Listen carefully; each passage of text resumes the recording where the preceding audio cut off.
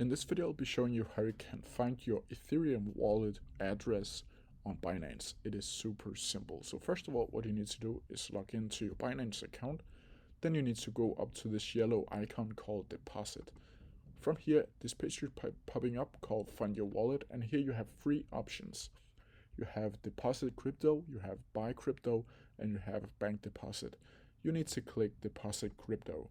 From here, you can select a coin. You can either choose one of these down here, or you can go up and search for your coin. And as you can see, I have my Ethereum here that I want to select.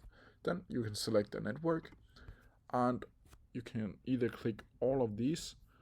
I'm just gonna click ETH because that's simple.